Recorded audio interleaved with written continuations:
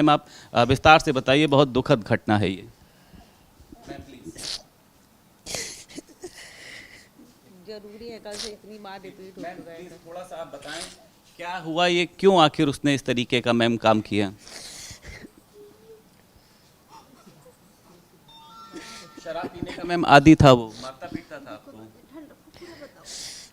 घर पे मेरी शादी को 10 साल हो गए। घर पे ये चीज़ें होती थी, ड्रिंक करना, मारपीट, सामान वामान फोड़ना, अपनी मदर को भी मारना।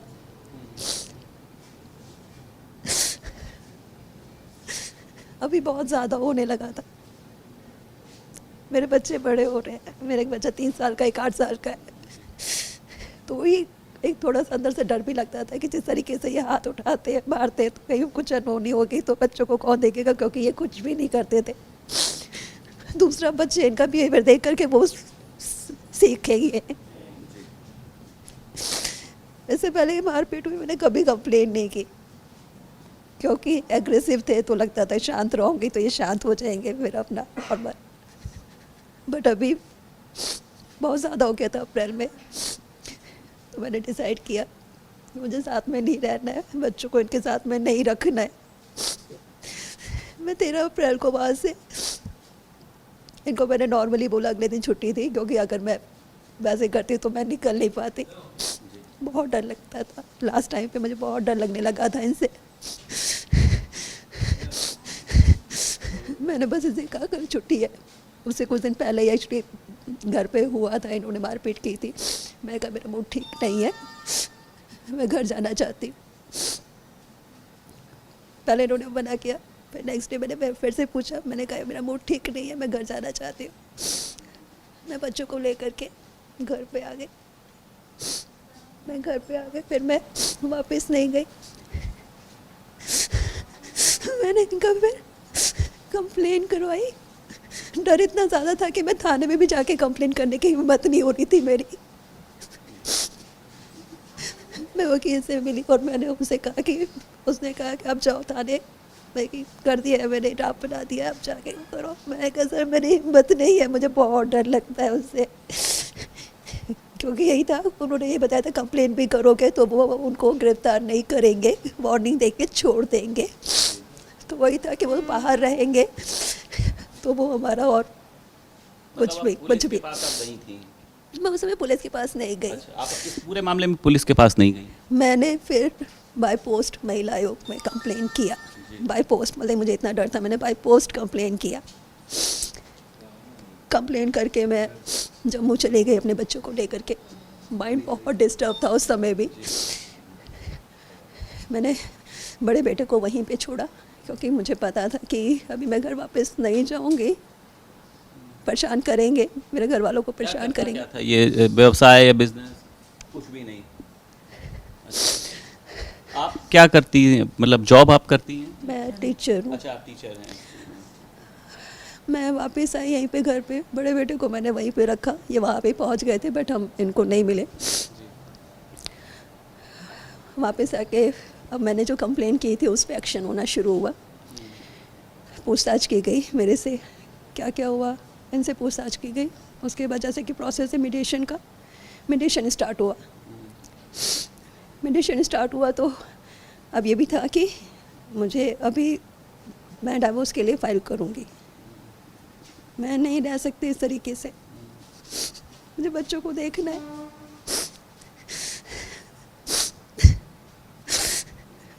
हम लोग मीडिएशन पे गए। नाटक था इनका, क्योंकि घर में कई बार वो चीज़ें हो चुकी थी, होता था, फिर माफ़ी मांगना, फिर थोड़ा कुछ हफ्ते नॉर्मली निकल जाना, फिर कुछ होना, फिर माफ़ी मांगना, फिर कुछ हफ्ते निकल जाना। तो इस बार भी यही हो रहा था कि बार बार माफ़ी मांग रहे थे घर पे आकर के, जगह जगह। बट मेरा बहुत हो गया था, मुझे पता है कि ये रियलिटी नहीं है, ये बस वो है कि मुझे घर पे लेके जाना, उसके बाद फिर से वही चीज़ें होंगी, शायद उससे ज़्यादा होंगी, क्योंकि हर बार चीज़ें बढ़ रही थी। तो वही हो रहा था कि मैंने बोला कि यार मुझे डाइवोर्स चाहिए और प्लीज़ म्यूचुअल के लिए तैयार हो जाओ।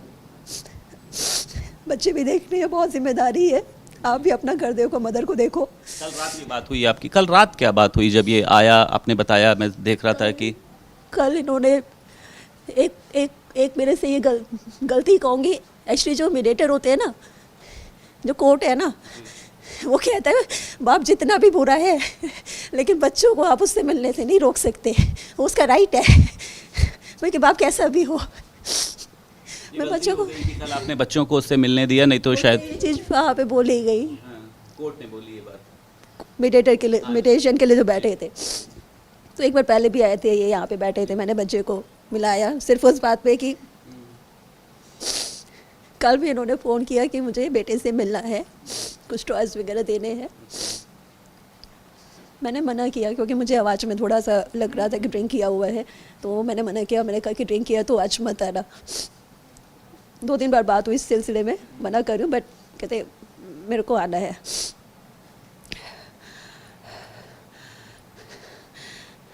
मैं इस रूम में थी,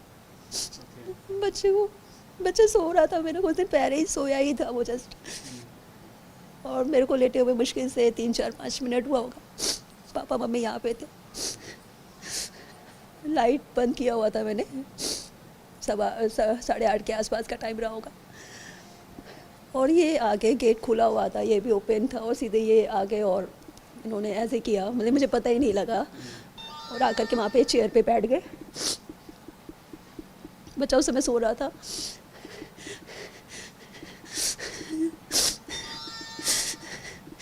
मेरे से पूछा इन्होंने, पूनम तुमने डिसाइड कर लिया है?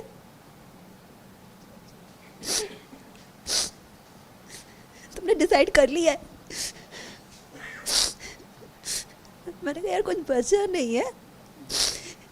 कहते मैं काम कर रहा हूँ, मैं देखूँगा। मैंने कहा ठीक है आप काम करो, मुझे कोई प्रॉब्लम नहीं है, आप अपने आप को संभालो, अपनी मदर को संभालो, बच्चों के लिए आप करना चाहते हो बिल्कुल आप करो, कोई प्रॉब्लम नहीं है, बट मेरे लिए अब मत सोचो। इतनी बात बोली। बैक से इतनी देर में इनका थोड़ा सा आवाज़ थोड़ा सा लाउड हुआ, फिर बच्चा मेरा उठ गया, पापा को देखा उसने, इन्होंने गोदी में उठाया उसको। बैग में कुछ पुराने टॉयज़ लेकर आए थे जो उसके उस घर में थे, टॉयज़ दिए, कुछ बुक्स वहाँ पे टेबल पे रख दी। 1-2 मिनट बच्चे को गोदी में रख करके इन्होंने बच्चे से बात की, फिर बोला दादी से मिलना है, मैं तुमको सैटरडे को लेके जाऊँगा, संडे को मम्मा वहाँ से ले लेगी, मम्मा से पूछ लेते हैं। इन्होंने मेरे से पूछा, मैंने कहा यार जिसको मिलना है प्लीज़ यहाँ पे आके मिल लो। आपके पापा फिर कैसे आए? क्या तेज आवाज़ हुई, लड़ाई झगड़ा शुरू हुआ? ये अंदर गए ना, इनका जैसे पहले भी था, क्योंकि ये बहुत एग्रेसिव थे, तो मेरे पापा मम्मी बहुत ज़्यादा उसके लिए होते, तो ये जब भी आते थे एक्चुअली ये यहीं पे बैठते थे। अच्छा। बट कल क्या हुआ कि ये अंदर चले गए सीधे, मैं अंदर थी, कोई इनको बाहर मिला नहीं, ये सीधे अंदर चले गए।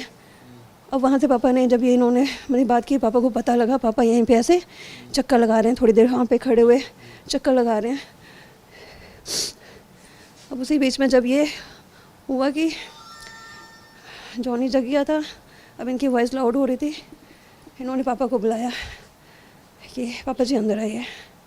पापा भी गए, वहाँ चेयर पे बैठ गए, गुरदेव को, बच्चे को हम लोगों ने, इन्होंने गोदी से नीचे उतारा कि बाहर जाओ, नानी के पास जाओ। मैंने भी बोला जाओ, मम्मी वहीं पे आके खड़ी हो गई। मैंने मम्मी से बोला मम्मी इसको अपने साथ ले जाओ, क्योंकि मुझे लग रहा था कि वॉल्यूम तेज होगा तो वो ना देखे। मैंने मम्मी को वहाँ से बोला मम्मी इसको बाहर ले करके जाओ, मम्मी दरवाजे पे थे। इतनी देर में वहाँ पे वो चेयर पे बैठा हुआ है, मेरे पापा यहाँ चेयर पे बैठे हुए, मैं बाहर तक से बैठी हूँ, बहुत छोटा सा कमरा है वो। इस बंदे ने बस ये बोला कि मैं काम कर रहा हूँ, मैं देखूँगी, ऐसे करके कुछ बोला। पापा ने कहा कि ठीक है काम कर रहे हो, करो अपना।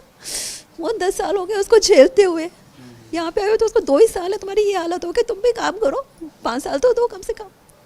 बस ये बात मुझे नॉर्मल है, ऐसे बात हो रही है, वो उतनी देर में बंदे ने बैग में से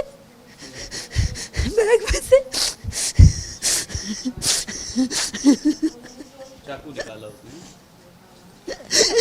चाकू निकाला चाहे पे मेरे पापा को पकड़ कर गए।